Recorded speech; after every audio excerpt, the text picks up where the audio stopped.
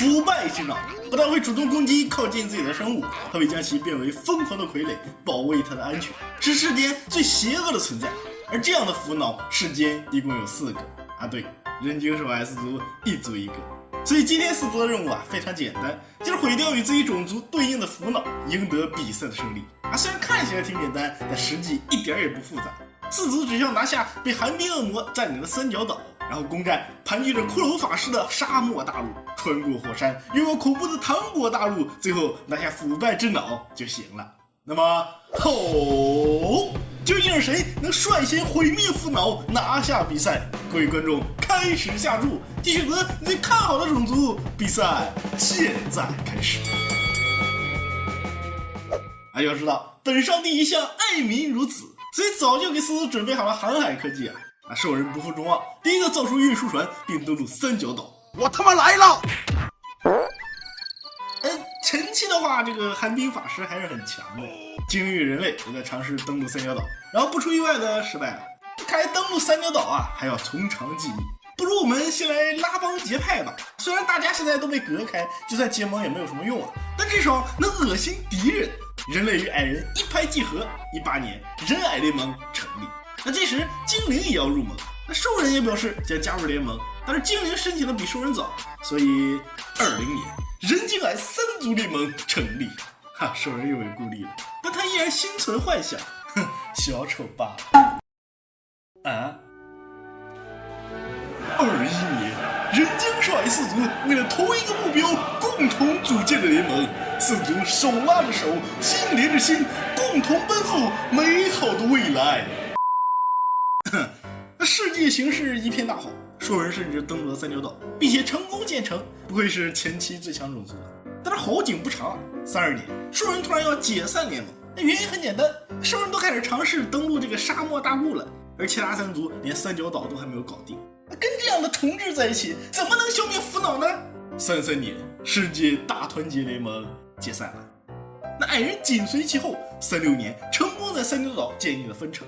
但是兽人更进一步，已经在沙漠大陆建成了。这么强的吗？我记得每块沙漠大陆我都放了3个骷髅法师呢，全被干掉了，这有点夸张了吧？等一下，1、2、3、4、5。因为沙漠大陆彼此相连啊，所以原本属于兽人那边的骷髅法师跑到了矮人那边。那怪不得兽人能这么快就控制沙漠大陆。精灵这边也刚刚占领了三角岛，那现在就属人类未来可期了。不过问题也不大，因为每过50年，我都会帮4族连接最近的岛屿。那算算时间，也就剩10年了。但人类也是有骨气的。46年，他们终于干掉了冰魔总部，靠自己的努力建立了分城。虽然还剩一个冰魔没有死，但是我们还是来看看远方的兽人吧。兽人已经在沙漠大陆上建2座分城了，但是因为领土的扩大，原本远离兽人的骷髅啊，渐渐发现了他们的存在。兽人的发展终于开始放缓。好的，公元50年，帮你们连接一下这个岛屿吧。A few moments later，游戏继续。世界进入奇迹纪元，精灵奇迹般的登陆了沙漠大陆，并成为了第2个在沙漠大陆建成的种族。之所以是精灵，可能有2个原因：一是他离兽人比较近了，能帮他分担一点压力；另一方面就是他这儿的骷髅法师跑到了人类那边。坑爹了这是！兽人已经开始在沙漠北岸建立港口了，这速度有点快呀。好了，他登陆了糖果大陆，这是兽人的一小步，也是胜利的一大步。骷髅们的进攻愈发猛烈，就算是兽人也有点扛不住了。那精灵这边更是不用说呀，果然出来混的迟早是要还的。不过人类和矮人更惨，那矮人是因为他那边的骷髅法师啥的太多了，那简直就是地狱难度。而人类好像是被什么给打了，港口和运输船都没了。人类和矮人难兄难弟的属于是。于是某一天，他俩决定再次联盟。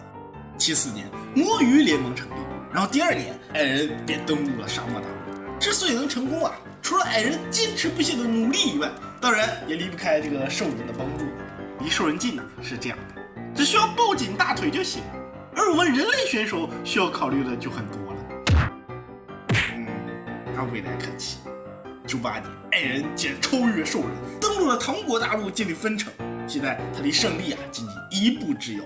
然后公元100年到了，是时候帮他们连接这个沙漠大陆了。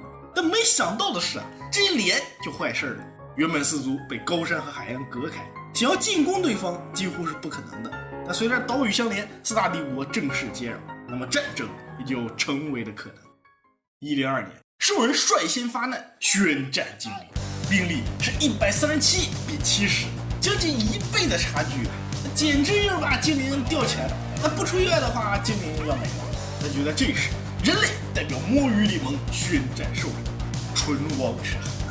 要是精灵没了，下一个肯定是自己。在魔域联盟的帮助下，精灵哈哈，这应对兽人来说这个联盟的进攻不能说是没有一点效果吧，也只能说是一点效果没有。兽人一边用平民挡住了人类的精锐士兵，一边用精锐士兵暴打矮人，甚至还抽空在唐国大陆建设了分城。不得不说，这实力差距它不是一点半点。不过好消息是我们今天的目标不是干掉其他种族。那虽然干掉其他种族它也不是不行吧，但是第一目标是干掉腐败之脑。只要干掉自己种族的腐败之脑，你就能获得胜利。于是117年，魔域联盟决定服个软与兽人谈和，然后开始在唐国大陆北岸建造港口。但兽人明显更快，人家不但有港口，甚至连运输船都搞好了，可以说胜利就在眼前。但好在矮人也不差他的运输船也好了双方再次站在同一起跑线上，但是还不够正所谓富贵险中求，绝对不能给兽人一点机会126年，矮王代表魔域联盟宣战兽人帝国。话说你不会是老糊涂了吧？但一切尽在他的掌握之中。战斗首先在唐国大陆展开，为此矮人早已准备多年，只为干掉兽人在唐国地的分城，让自己处于绝对的领先。他们全军出动，只在兵力上做到了碾压兽人。计划异常顺利，兽人分城毁灭，房屋港口一个不留。这一击让兽人发展倒退几十年，但是在其他战场这个情况就完全不一样了。人类与矮人兵败如山倒，一如几十年前一样。赢是不可能赢了，反正目的也达到了，跪下叫个爸爸，祈求和谈也没啥嘛。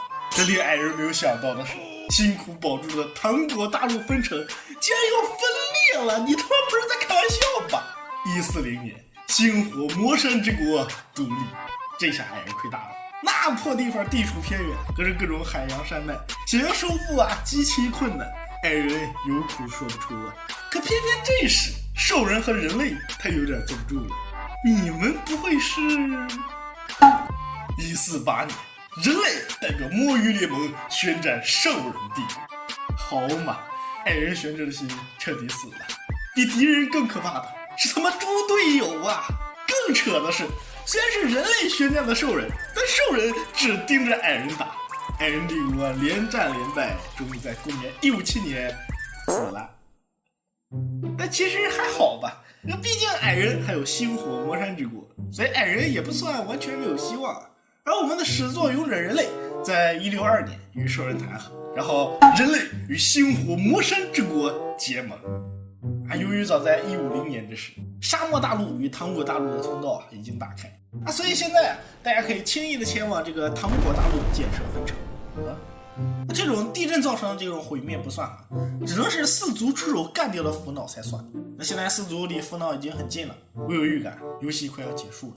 那到底是谁能先破坏腐脑呢？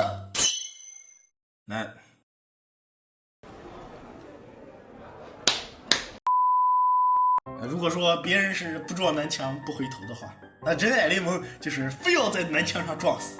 仅仅5年之后，星火魔山之国就剩下一座城了，人口不到200，而人类更惨，人口跌到个位数。那好在181年，又是兽人主动谈和，让人矮联盟保住了小命那接下来终于要进入正题那腐脑怎么没了？被野生动物干掉了吗？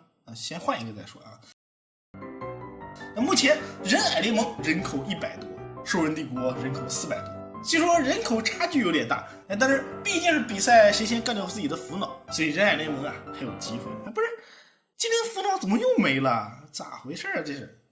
等一下，不太对劲。